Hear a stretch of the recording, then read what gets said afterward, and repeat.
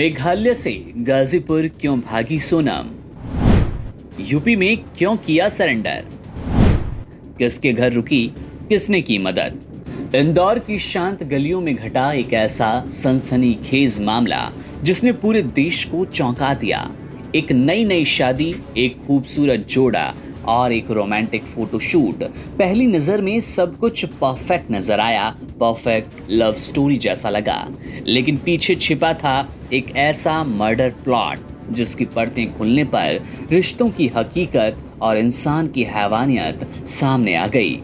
राजा रघुवंशी की हत्या के मामले में उसकी पत्नी सोनम रघुवंशी को मेघालय पुलिस ने गिरफ्तार कर लिया।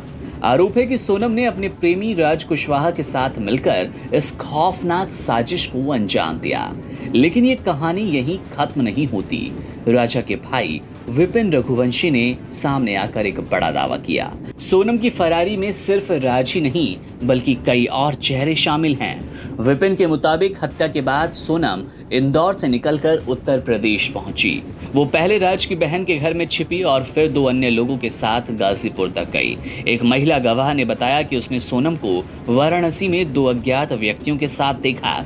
यानी कि इस साजिश में कई और चेहरे हैं जो अब तक पुलिस की नजर से बाहर हैं। डीआईजी ने जो खुलासे किए वो केस को और भी ज्यादा रहस्यमयी बना देते हैं। 23 मई को पुलिस को एक बैग मिला जिसमें सोनम का मंगलसूत्र और अंगूठी थी। यह बैग उसी होमस्टे में मिला जहां कपल रुका। सवाल उठता है कि नई नवेली दुल्हन अपना मंगलसूत्र बैग में रखकर क्यों चल रही थी? इस सुराग ने ही सोनम को संदेह के घेरे में ला दिया। पूछताछ में सोनम ने चौंकाने वाले खुलासे किए। वो राजा को एक हादसा दिखाकर मारना चाहती थी। उसका प्लान था कि फोटोशूट के दौरान वो राजा को धक्का दे दे जिससे उसकी मौत एक एक्सीडेंट लगे। लेकिन जब उसके इशारे पर साथी विक्की और आकाश ने उसे धक्का नहीं दिया तो उसने गुस्से में आकर विशाल को इशारा किया। विशाल ने राजा पर हमला किया लेकिन राजा ने प्रतिरोध किया। इसके बाद दूसरा वार घातक साबित हुआ। हत्या के बाद सोनम बैग लेकर फरार होना चाहती थी लेकिन किस्मत ने साथ नहीं दिया। वो बैग स्कूटर की डिग्गी में नहीं रखा जा सका और वो बैग होमस्टे पर ही छूट गया। वहीं बाद में पुलिस के हाथ वो बैग लगा और पूरी साजिश खुली।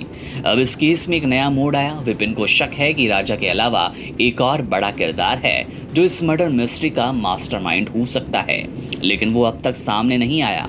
पुलिस की जांच तेजी से चल रही है और आने वाले दिनों में इस खौफनाक कहानी के और भी राज उजागर हो सकते हैं। Subscribe to One India and never miss an update. Download the One India app now.